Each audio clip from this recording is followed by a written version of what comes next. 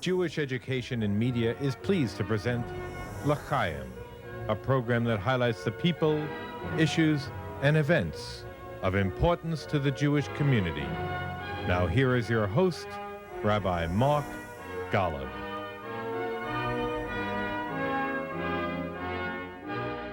I'm Mark Golub, and there are wonderful people in positions of Jewish leadership today around the world whose commitment to the Jewish people and whose creativity and their strength of personality enable them to make outstanding contributions to the life of the Jewish people. And one superstar among those who've helped to lead American Jewry, and for that matter, world Jewry, is the amazing gentleman I have the honor of sitting with now on this edition of L'Chaim. And by the way, there are very few names which have become virtual household names among Jewish leadership. His name is, it's an enormous pleasure to welcome to L'Chaim, Abe Foxman, who for literally 50 years was a leader of the ADL, the Anti-Defamation League, and who for the past 28 years serves as the ADL's national director, a position in which Abe Foxman became one of the few voices on the world stage to speak out against anti-Semitism anywhere on the planet, discrimination of any form, and in defense of the State of Israel. And the name Abe Foxman became a pillar of contemporary Jewish life. When Abe was involved, whether you agreed with him on every issue or not, sometimes you may have disagreed with him, Abe Foxman came to embody a watchful eye in the Jewish community, a paragon of strength and of wisdom, and by the way, of loveliness and menschlichkeit. Abe Foxman became as beloved a national Jewish figure as he was effective and essential to Jewish life. And Abe Foxman is far from finished. Abe will now be heading a new center for the study of anti-Semitism and other forms of hatred, to be housed at the Museum of Jewish Heritage, a living memorial to the Holocaust, located at the lower tip of Manhattan in Battery Park. And I should also say that Abe Foxman and his wonderful wife Golda have been especially kind to me personally and to my wife Ruth. I get chills thinking of how Abe and Golda have helped me. And I consider him to be a dear and precious friend. And Abe Foxman, it is so wonderful to have you sitting at this L'Chaim table with me. And you deserve kol hakavod to you for your years of service. And you're hardly done. Thank you for being here. It's always a pleasure, Mark, to be with you, especially to hear such praise. My wife and kids will believe you. It's okay. It's all deserved. By the way, you know, I have a long history with you and the ADL, and I started doing L'Chaim when Nate Perlmutter was the head of ADL, and he was very loved to me also, and met with him many times when I was doing radio in his office. Mm-hmm. I was very good friends with Arnold Forster, who of course was the national counsel for ADL. He was the director of Civil Rights Division and the general counsel for a fabulous man, wasn't he? Many years. Yeah. He was my mentor, my teacher. Was he? He hired me. Aha. Over 50 years ago, he hired me. I should have known. Anyway, I have enormous regard not only for you, but for what the ADL has done and what it stood for. But I want to begin a moment with you because, you know, look, you have a significant, if not momentous childhood. Many people know, and many people do not know. You were a child survivor. You were a hidden Jew. You've told it a million times. Tell it one more.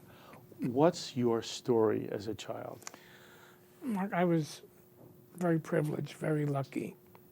1.5 million Jewish children perished for the crime of being Jewish. And a few survived. I was one of those few. Where were you? I was born in a place called Baranovich, which then was Poland, today is Belarus. My parents tried to stay ahead of the Germans, and the Germans caught up with them in Vilna.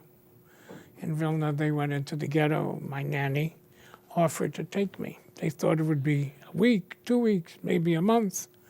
Turned out to be 4 years. And your nanny was? My nanny was a Polish Catholic woman. Mm-hmm. She baptized me, gave me new existence and new identity, and risked her life for every single day for 4 years, protecting me because I was circumcised. She had no documents, she had no papers. And if the Germans or the Poles who weren't happy with Jews around would expose me, I'd get the first bullet and she'd get the second bullet. Mm. So the act of heroism, Bronislava Korpi. My name was Henrik Stanislav Korpi. Henry, because that's part of it. My name is Abraham Henry Foxman. Stanislav was my patron saint, and Korpi was her name. What happened to your parents? That's a long story. They separately survived. My mother escaped from the Vilna ghetto, established an Aryan, non-Jewish existence, became my aunt, came to visit, so she knew where I was. My father went through a whole series of camps, was liberated in Estonia, came back looking for me, found my mother, and we were reunited as a family of 3 with my nanny. You know how rare that is. Well, listen, for a family of 3 with an infant, that's very, very rare. And I guess the fact that they were separated and the fact that their goal, their aim was to survive for me, had something, it was a miracle, who knows why. And then things turned a little bit ugly. Do you remember that period of your life at all? It's a long, long time. You were very young. They left me, I was a year old. Nothing. I came back to them at the age of 6. It's, children do remember, and children also block out certain things that are painful. I was lucky in the sense that my parents survived, and so they filled in the gaps. We had a conference of hidden children, and one of the most painful things was they couldn't verify, they couldn't certify their childhood. They didn't know whether their memories were real, imagined, and there was nobody who would say to them, yes, this actually happened to you, yes, this. I was lucky. My parents filled in all the gaps. The result is that I never could know what it is that was cognitive memory and what it is that they said to me and told me. And so, when I went to the church that I was baptized, one cathedral was like another cathedral. The first time I went to synagogue was on Simchas Torah of 1945. So I went back to the shul. But again, it's hard to reconstruct whether it's true memory or it was passed on and told to me. Do you remember at all whether you felt that you were, for a period of time, a Catholic child? Again, these are stories, and again, to what extent are they memories? Do I remember? After the war, I came crying. They called me a dirty name. The kids called me Žid, and I came to my mother, and I said, to my adopted mother, and I said, tell me it's not true. I'm not a Žid. I was told that when Jews would go to work, I would spit on them. And at the same time, when I went to church, I would pass a church, I would cross myself, or a priest, I'd kiss his hand. Okay. Even going to synagogue the first time with my father, I met a priest, dropped my father's hand, kissed his hand, crossed the church, crossed myself, and then went to shul. So. At what point, Abe, do you think this child of 5, 6, 7 begins to assimilate a Jewish identity? It happened actually in the displaced persons camps in Austria, where for the first time I was in a different environment. And to a child, my father, of blessed memory, is much wiser than I gave him credit for. And at the age, Joseph, Rabbi Yosef, and at the age of 6, you don't engage in theological discussions. So I was raised in faith. I went to church every Sunday, and I prayed every night. And at a certain point, he took off the cross and he gave me a tallis, a little talit. It was substitution. I knew that instead of wearing this close to my skin, I'm now wearing this clothing. I used to kneel and say my prayers in Latin. He taught me Shema. I didn't have to kneel. To me, this was a growing process, a maturing process. So now at the age of 6, I no longer kneel. I didn't understand Latin. I didn't understand Hebrew. It really didn't matter. But I prayed to Boże. I prayed to God. There's one God. I didn't distinguish one from the other. And the same thing happened. In the beginning, I went to church and to synagogue. And then after a while, I went only to synagogue. But again, at that age, as long as there was substitution and continued faith to God, to a belief, it all really changed in Austria, where for the first time I came into contact with Jewish children. Roughly how old? 6.5, 7. Okay. And so there too, that was the norm. And the norm is for a child, this is part of growing up, a different environment. So it was a lot easier. What impact did it have? Verwaist. How do I don't know. But as I indicated to you, she saved my life, my nanny, Bronislava Korpi. She saved my parents' lives because the 3 of them could have never survived as a unit. And then after the liberation, things turned sour. How? She said she saved me, I belonged to her in the Catholic Church. My parents didn't have documents. She didn't have documents.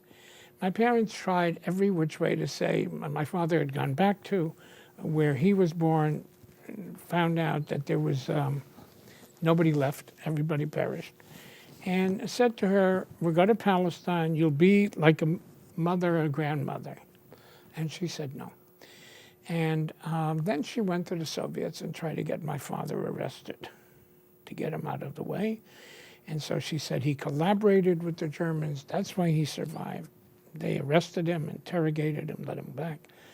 Then he was a manager of a factory. She went and she said he steals. Arrested him again. The 3rd time she stole, brought him back. And then the Soviets said, you have to deal this. They don't have time for these family squabbles. You have to take it to court. They took it to court. They had no choice. And the court ruled that I belonged to my parents. And it was very interesting because her attorney said, ask me. And the judge, You had to testify? I was 6. Yeah, no, well, but the judge ruled I was too young to know what is best for me, what is the truth. Had I been asked, I wouldn't be sitting here. Somebody else would be sitting here. You think so? Oh, absolutely. She was my mother. She loved me. I loved her. Yeah, these were nice people. This was my aunt. This was my uncle. Yeah, they were nice, but you don't leave your mother. You don't leave your mother if you have a choice. So, no, had I been asked, that was the most critical decision that the judge made, saying that Catholics say, give me the child till 6 and I'll be Catholic forever. So it was a very, very poignant time. And maybe I could have been Cardinal of Warsaw, who knows? She wanted me to be a priest. Did you cry? Do you remember whether you felt you were being torn from your mother? You know what? I who knows? Maybe my dreams. Not. I can't conjure up. Do you think you were in a daze? No. Look, I know situations where children who've gone through traumatic things at an early age block out. That means I can't. During the trial, who's going to babysit me? So the judge arranged for me to be in his home. He had a child, a girl, etc. Now I can't even conjure that up, even after I was told. That's a totally blocked, because that was a very painful, the most painful moment for me, because that was the period where decisions were made which separated me from what I believed was my mother. But again, the mind blocks painful memories. At what point do your mother and father become your mother and father to you? We smuggled out. So the rest of the story is we were in Vilna, Lithuania. The Soviets permitted refugees to go back to be repatriated within their empire. That area of Europe that they liberated was their empire, and there was a lot of migration because of the war. And so since we were from Poland, we were allowed to go back to Poland. So we went to Poland after the trial. She followed me to Poland. Her family was Polish. She had her family kidnap me. My parents got some Jews survivors to kidnap me back. And at that point, this is unbelievable, you know. Yeah, it is unbelievable. And I'm lucky, very, very lucky. We smuggled the borders as displaced Turks and wound up in the American zone in Austria. And that's when my life changed. But again, it was sort of exciting and a new adventure with people that loved me. At what point did I realize I will never see her again? I don't know. But my father, of blessed memory, brought pictures, smuggled pictures, because we were smuggling out of Poland. And I remember many years later when I understood that those pictures could have gotten us arrested because it showed a normal, sort of normal. I mean, and who's this lady, okay? And I remember he said to me, I wasn't sure whether you would remember her. And I wanted to make sure that for the rest of your life, you had the image of her. That's amazing. Even though she gave your father and mother such grief, they wanted her for you. She risked her life to save me and save them. Look, in later years, I had, an opportunity to dialogue with my father. And I said to him, if she loved me so, why this hatred? And I remember he said to me in Yiddish, Als zu viel technisch, everything in excess is no good. Too rich, too poor, too smart, too stupid, too beautiful, too ugly, and it applies to too much love. An excess of love which she had for you, in its excess turned into hate. That in order to protect that love she had, she started hating. And that's what it was. It was very sad. My parents, she passed away in 1958.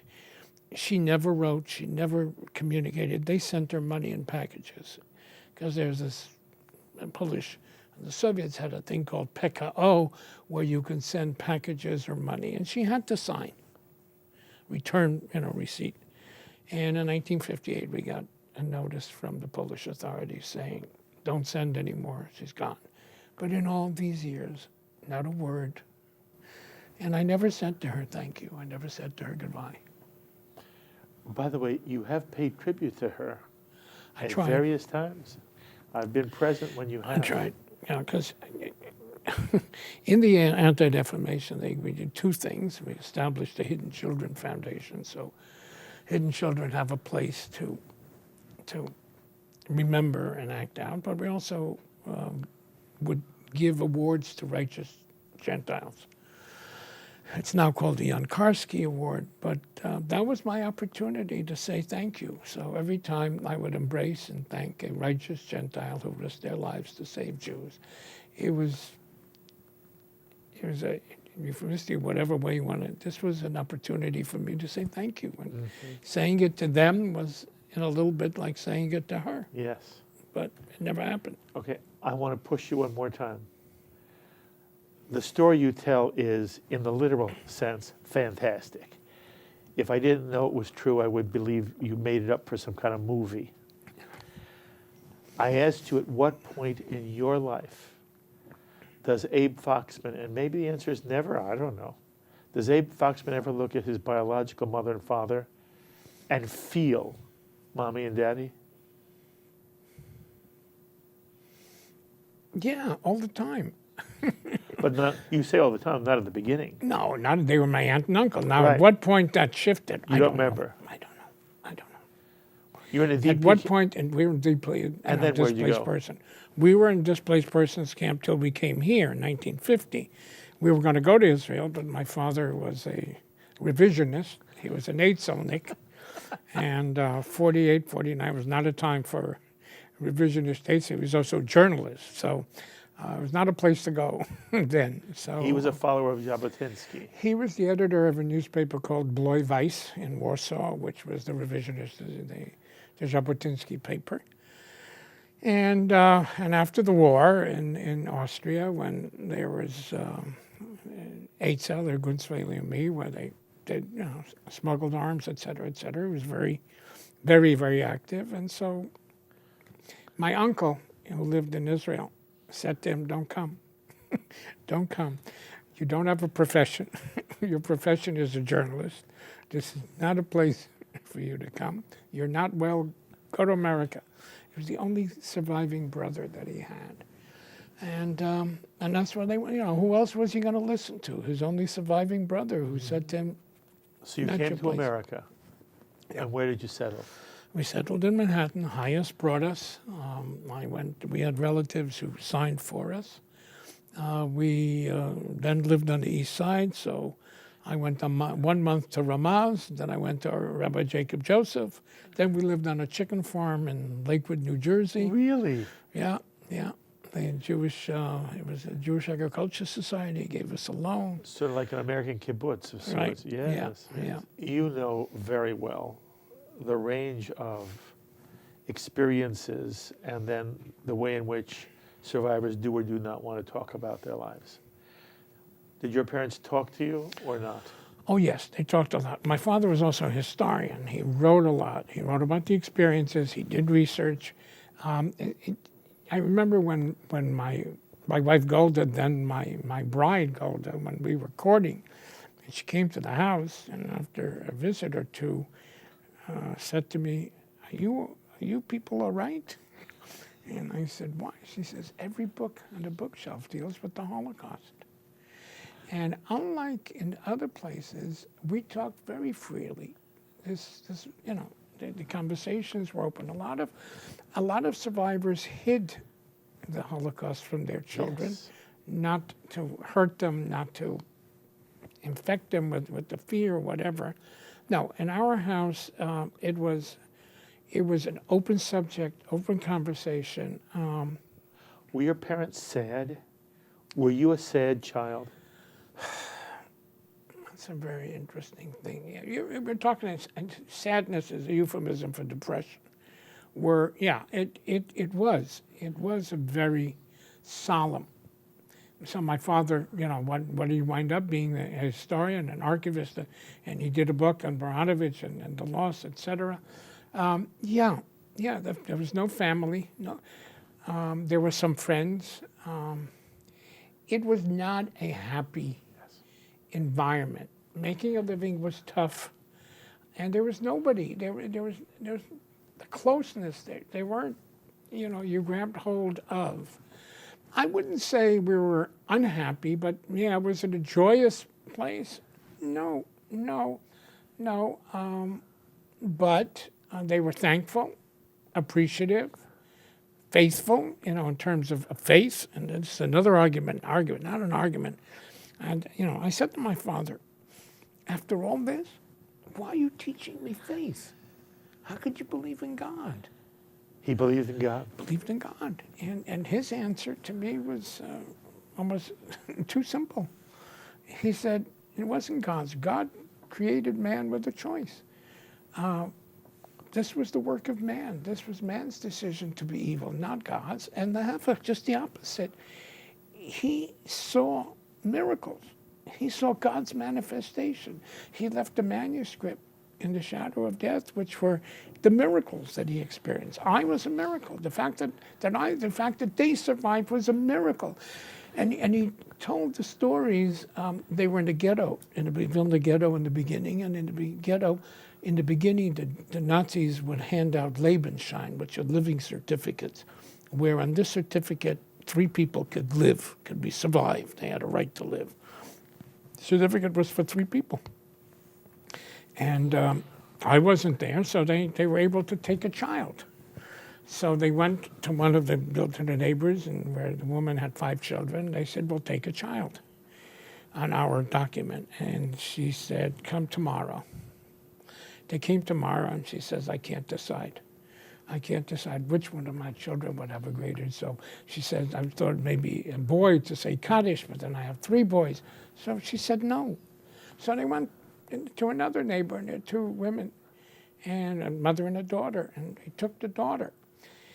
And as they passed through the line, which every couple of days you had to show, and the Nazi said, the Gestapo guy said to my father, who's the mother and who's the daughter? And my father says, that's the mother and that's the daughter. And he looked at them and he said, go. My father saw a miracle. Okay.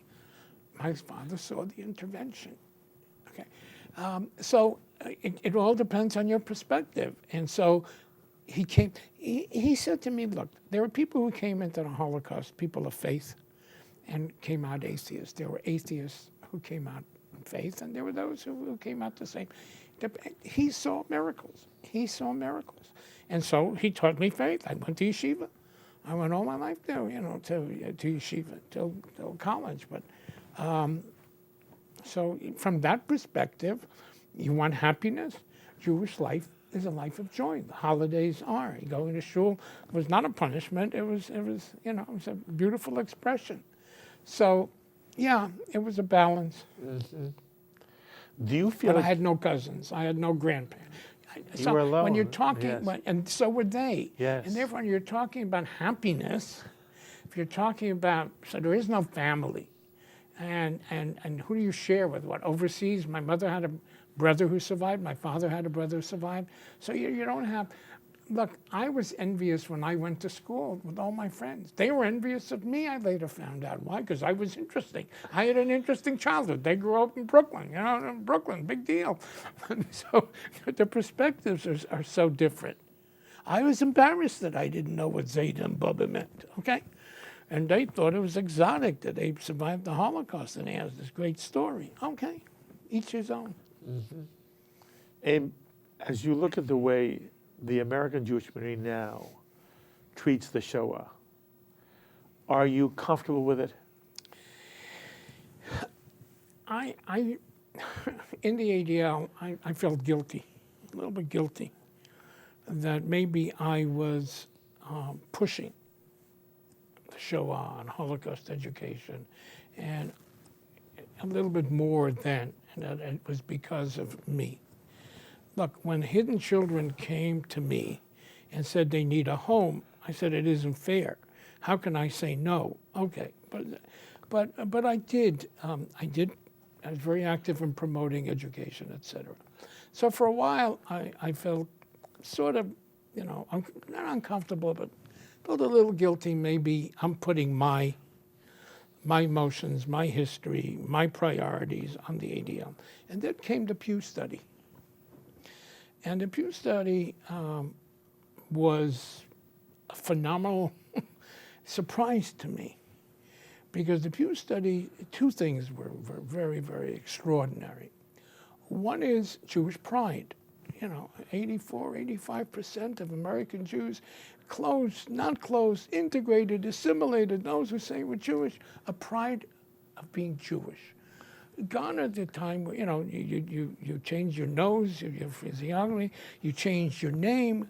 I remember Spielberg in a Vanity Fair article saying when people thought that he was German, he would say he's German. Dustin Hoffman, the same thing. So here, we're talking 84, 85% of Americans, as assimilated as we are, profess a pride in their Jewishness in their head. But number 2, what is the link? What is the foundation? It's the Holocaust. 85, almost 90% of American Jews connect to that experience of recent. And so I said, you know what? Maybe I was right. It wasn't just me. Serving a certain purpose in terms of reinforcement and identity and education. But again, and what's the end? The end is to be alert, aware, vigilant, etc., but not to wallow in it. Okay. What about the American community as a whole? How do you feel they deal with or treat the Shoah? And you've heard people say, the Jews, they just can't get over this thing. And enough already. I think if we ever get over it, there's something wrong with us. But look, I remember. But you've heard it. Oh, listen, when we came to America and people, first of all, we didn't look like, 5 years after the war, when they were looking for concentration camp people. And American Jews did not believe. They did not believe. Either they weren't interested because they were guilty or felt guilty, or they just didn't want to accept. I remember my parents saying, we see every movie, every TV show, read every book, and we lived through it. The Americans who didn't live through it, they can't stand it. I couldn't watch the Holocaust on NBC. It's too much, which is very, very ironic. And yet, Mark, in retrospect, look at the Holocaust Museum. Look at the museum I'm with. I don't know, there are 30, 40 museums. The question is going to be when the survivors, when the Elie Wiesel generation. Do you Abe worry? Foxman. Yeah, I worry. I worry too. I worry. Articulate what worries you. I'll tell you something else. I'm privileged to be on the committee that established the Holocaust Museum in Washington. And so one of the nice things is, my name etched into. Absolutely. Wow. But I remember the agony. We sat, 35 of us, and the fear to say, should we really do this? If we build a museum on the Holocaust in Washington, after the Jews come, it'll be empty. It'd be such an insult to the memory of the Holocaust victims, and how wrong we were. So it's number 2. Maybe now with the African American Museum, it'll be number 3, which is okay. But no, so I think the American, sure, there are people who say enough, but take a look, more books written than we could have ever imagined. It's 70 years after. More films, so and I think it's not a depressing type of lesson. I think we learned that we survived. Elie, now we spent, we had this session on Elie. Elie was not a prophet of doom. Elie was a prophet of hope. Yes. And so the survivors eventually, by raising children, by establishing another generation, were testament to the future and the hope and the continuity. Absolutely. So I think it serves the community well. And I also believe, look, in terms of the museum that I'm now with, Museum of Jewish Heritage and / a living memorial to the Holocaust, I've convinced them that in years to come it'll be less and less relevant. And so put it in a very I've been walking with kids from the Bronx, from Brooklyn, on the tour of the museum. And I come to the realization that take a 12-year-old from the Bronx, from the Dominican Republic, and he goes through and then says, okay, what's this got to do with me? These are Germans killing Jews, and now that's over. So what do you want from me? And so I convinced the Balabatim, that there are 40, 50, maybe 60 Holocaust museums around the world. And as years go by, it will become less and less relevant. What we need, why did the Holocaust happen? You can have all their books. It happened because there was anti-Semitism. Somebody, and I read it a long time ago, and I wasn't smart enough to write down who wrote it. But I read in a dedication to a book on the Holocaust, where this historian said, first they came and said to the Jews, you cannot live amongst us as Jews. And that's when the Inquisitions were. You either convert, give up your faith, or you can't. Then a couple of hundred years later, they shortened the phrase. They say you cannot live amongst us. And we had expulsions. Jews couldn't live in York, and Jews couldn't live here, and Jews couldn't live there. And then came Hitler. And he just shortened the phrase, you cannot live. And the thesis was, if it hadn't been for the preconditions of Jews couldn't live as Jews, Jews couldn't live in certain, he could not have succeeded. So if you want to understand the Shoah, you understand why it happened, you need to understand that this is the mother of all prejudices.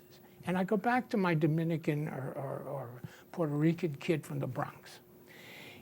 If he comes to this institution and he understands that what brought about the Holocaust is the mother of all prejudices, which survived communism, socialism, it didn't matter whether Jews were rich or poor, whether people were smart, that's the perennial of the other. And in whatever society, whatever condition, whatever religion, you can be the other. And if you're singled out as the other, God forbid, there could be a Holocaust. And so what we're going to do is, the first floor is going to be the history of anti-Semitism. And then you go up and then you can understand. Then you can understand the Holocaust and the Shoah. And then the third floor is what? So what does it mean to me? But otherwise, it's so disjunctive. The generations, it doesn't mean. So this is an opportunity. It's an opportunity for me to take what I practice and able to instill it in a place where I hope it will have significance to future generations. That is wonderful. All right, one more question in this area. How do you feel about comparisons when people say that something else that's going on is like Nazi Germany and that's like Hitler, and they even do it to Israel? There are those who have compared things that happen in Israel and they use Nazi rhetoric to criticize. Separate the two. Let's take it in a more quote-unquote benign. This whole concept of soup Nazi, or you don't like a rule, it's like, policeman, he's Gestapo. Or recently we heard about Trump, he's Hitler, Mussolini. That's right. I think that's trivialization. Mm-hmm. And Elie Wiesel, of Oliver Shalom, of blessed memory, said on several occasions, he's more worried about Holocaust trivialization than he is of Holocaust denial. Holocaust denial is so grotesque that you challenge it, you can deal with it, because that's, you know what I mean, it didn't happen, okay. But trivialization, which is one of two things. Either it's out of ignorance, which is no good, or it's not out of ignorance. I don't think any of it is innocent anymore, because that's such a grotesque ignorance. America lost hundreds of thousands. We fought a war for freedom, not about Jews. And from what? Against the Nazis. So somebody who does this has an agenda, has usually an ugly agenda, and I think we need to confront it and challenge it. Okay, I do want to press you one more moment.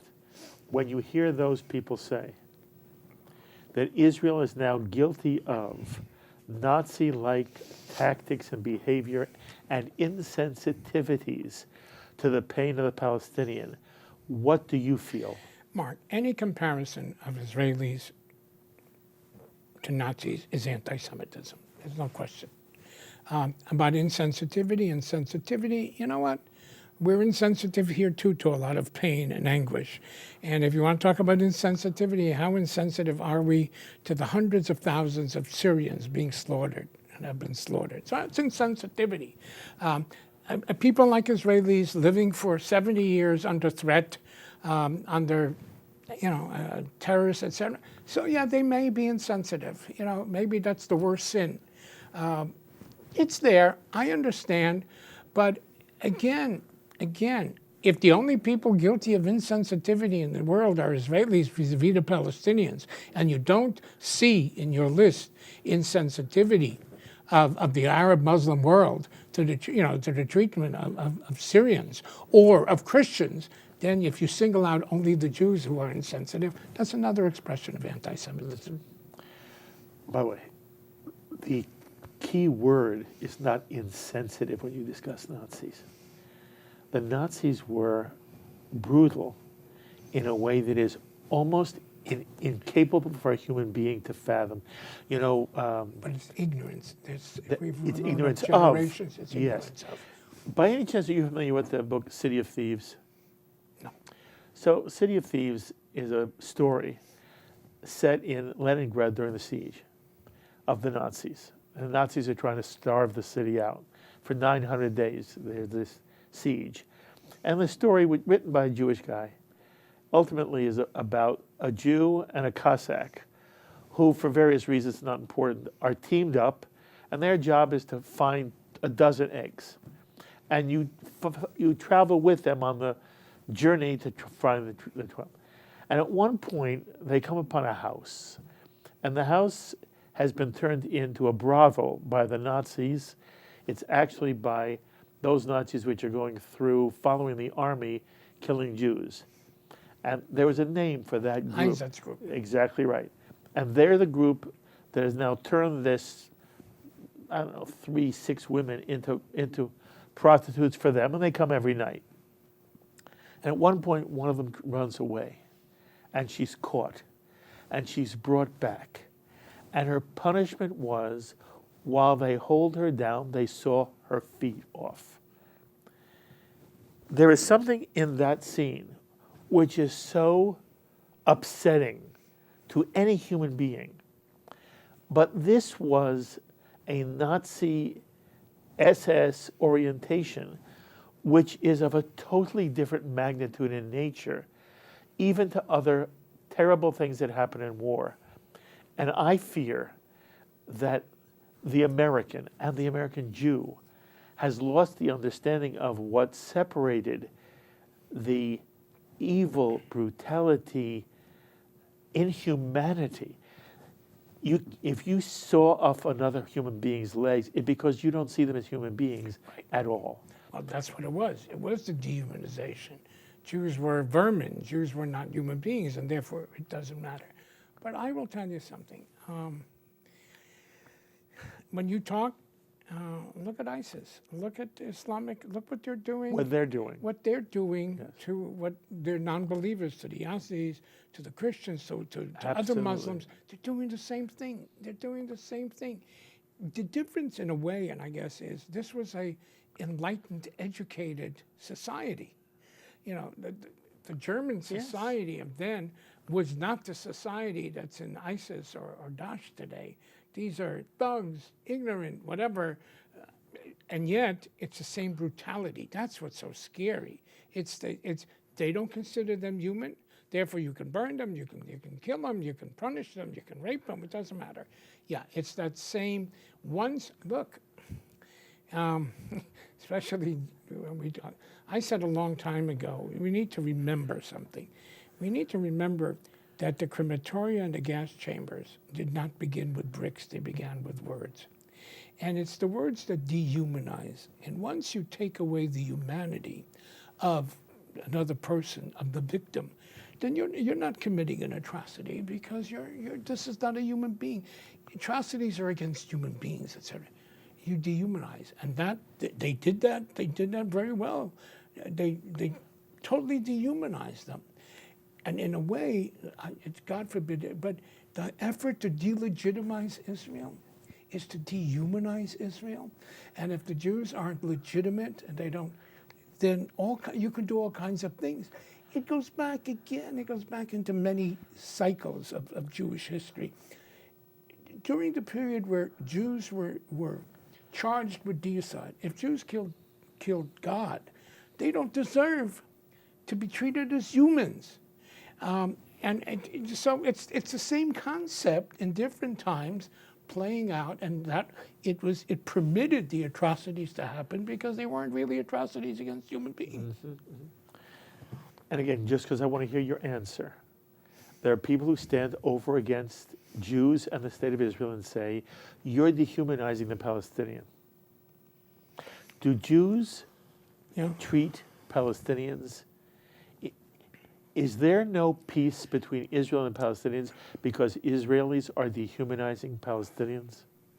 Mark, we're not immune, okay? We're not immune. We sometimes think we're immune. And I think the great trauma and shock came to many of us, not me, maybe, but many others, is when the Prime Minister of Israel was assassinated by ours, not by somebody else. And therefore, so we're not immune to bigotry, to hatred, to anger, which can lead. There is no peace in Israel, not because the Israelis are insensitive or inhuman or they want Lebensraum. There is no peace in Israel. None of these wars, none of these occupation was a result of a war which said, we need room, we need space, we need settlements. They're all defensive wars. They were all wars that were thrust on Israel. Take every single one of them. So, okay, what happens at the end of the war? There are vanquished and there are victors. In most places in the world, there is look, Germany, France, Netherlands, look what happened. And some of them fought 2 or 3 wars. There was a 100-year war and a 40-year war, and yet there was a coming together of peace. Yeah, insensitivity builds if you have to live continuously in fear of terror, in fear when your kids go to school, whether they come back, whether they go on a bus. Yeah, that breeds, fear breeds insensitivity and even hatred. But you know what? You need 2 to tango. You need 2 to make war. I'm always so distressed by all these times. Whenever there was a violent, both parties have to stop. The irony is, no, one party has to stop. If the Arabs would stop their aggression and their violence, there'd be no response. Every time Israel goes into Gaza, even now, or into Syria, it's in response to an attack and against innocents. So there's a misnomer. It's wrong. It's not both sides one side has to stop. And I'm an optimist. Maybe we'll wake up one morning, maybe it'll be Abu Mazen, maybe his successor, I don't know, who'll say, you know what? Time to try something. Maybe it'll be Trump. Listen, Trump, this is the deal of the century. If he wants a Nobel Peace Prize, maybe this is where he's going to get it.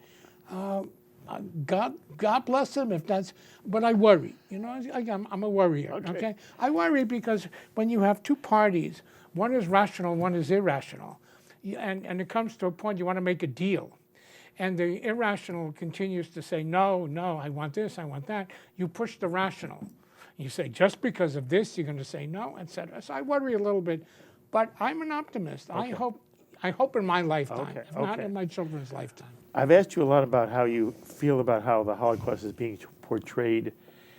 Are there any American films that deal with the Holocaust which either offend you or you believe they are so wonderful in telling the story? Okay. Let me cast it in a different form. We Jews have been accused of control Washington, control the media, control Hollywood. Irony of irony. If we control Hollywood, we had to wait for the genius of Steve Spielberg. He had to establish his credentials as this great, magnificent genius in order to make a movie about the Holocaust. So throughout all these years, they were either afraid or self-conscious or for whatever reason. So there aren't that many. We can probably count on the fingers of our hands the significant movies on the Holocaust. You can't count more than one hand the films about Israel. And I remember when Marlon Brando, in an interview in the latter years of his life, they asked him, have you made the movies you wanted to make? And he said, oh, no, I couldn't make them. They said, why? They said, well, you see, the Jews control Hollywood, and they decide what movies. And I was asked, and I said, Marlon Brando is an anti-Semite. And the Jews started saying, what are you talking about? Look at all the Jews, producers, director, cast. And I said, What he's saying is that the Jews are in Hollywood as Jews, that they sit in Katz's Deli on Saturday and Sunday and decide what's good for the Jews. These are directors, producers, whatever, who happen to be Jews. They're not there as Jews. So from that perspective, there aren't that many. There aren't that, what, the wall? How long did we wait for the wall? Okay? And then actually what if you will, moved the entertainment world was NBC, who had The miniseries Holocaust The miniseries, all of a sudden. with Tova Feldshuh. Yep. And all of a sudden, we realized how the world didn't know. Germany was waiting for the Holocaust film from NBC. Okay. Did you like the series? Retrospectively, yes, there were issues. I had but issues. the very fact, we had issues. I but had you know what? issues. The fact that it happened. You're okay. You like Schindler's List? Yes. Listen, I am one of those who like that Life is Beautiful. You do? Yeah. That is surprising. Well, it shouldn't surprise you. But it's because it's fake. Look. It's fake. No, it's not. No, I'm sorry. Not fake at all. Oh. Not fake at all. It would have been fake if he didn't kill him at the end. He killed his hero. His hero died. And why? Look, people said, oh, this is fantasy comedy. This is. And what we talked about, Mark, in the last hour, look what my parents did. The most unnatural thing in the world. They gave up their child to save their child. Whoa. What did he do? He became a comedian. He became an acrobat to protect his child from the horrors that were out there. And I said, wow, how brilliant, how brilliant. But again, it was a comedy, etc. And had it ended, it didn't end happily. The protagonist, the one who protected or tried, was killed by the Nazis. Now, I'll tell you a story. I was in Rome. The film was released. And the Jews in Rome said to me, you got to go see this film. I said, why? They said, it's a comedy about the Holocaust. I said, forget it. They said, no, because Benigni's like Charlie Chaplin. And if he comes to America and the Jews are unhappy, it will make our life uncomfortable. I said, I'm not going to see a comedy in Italian. Well, when it comes out in with English subtitles, when you see it, I will see. A couple months later, I get a phone call from Harvey Weinstein. Okay, Harvey Weinstein. I would like you to look at a film. Can I send it over? And he sends over by messenger the film. I go home, sit with Golden, we watch the film. We're watching an hour, and I say, turn it off. This is slapstick. I don't need to watch this. And she says, you wasted an hour, waste another hour. And the original was much, much longer, and it does begin with the jokes and the humor. And then little by little, it turns. And it turns, to where I saw it. And the next morning, I come to the office, there's a phone call from Harvey Weinstein. What'd you think? I said, I thought it was brilliant. I said, because you now have to communicate the Holocaust to another generation. You can't just show the horrors. So you use this vehicle, but the horrors are there. You see the concentration camp. You kill the hero by the Nazis. He says, can you give me a letter? I said, sure. A couple of months later, what happens is it wins Cannes. So Harvey calls me to say, I owe you. I said, okay, why do you owe me? He says, the Cannes has a committee which agrees on what films. Turned the film down because they were afraid that the Jews of Europe, the survivors, would go berserk in Cannes to show a film which is a comedy on the Holocaust. So he says, they refused it. I came with your letter. And I said, he's a survivor. He fights anti-Semitism. And this letter says he will stand and defend it. They opened up the doors of Cannes. Then it was a walkaway, and later won the Oscar. Wow. Okay, so you never know. That's a fabulous story. I get chills. I've now changed my whole view of the film. Yeah, look at it again. Do you know Son of Saul? Yeah. What do you think of that one? That was tough. That's a film that I told my kids not to see. Wow. I said, you know enough. You don't need to go through that agony. Even though they don't show anything in black, you know, it's always in the background, sort of. But it's there. It's very, very Is it tough. real? Oh, it's very real. It's very real. But, okay, I think people who don't know don't need, people who know don't need it. People who don't know won't believe it. Okay. That's part one of my meeting with Abe Foxman, who again, for 50 years was with the ADL, served as ADL's national director for the past 28 years. He's now with a new Center for the Study of Anti-Semitism and Other Forms of Hatred, which is housed at the Museum of Jewish Heritage, a living memorial to the Holocaust in New York City. We invite you to be with us for part two. There are few people on the American scene and the world Jewish scene like Abe Foxman. The truth is, no one is like him. This was wonderful. You rest, we do part two. Until the next time, I'm Mark Golub. L'chaim, my friends, to life.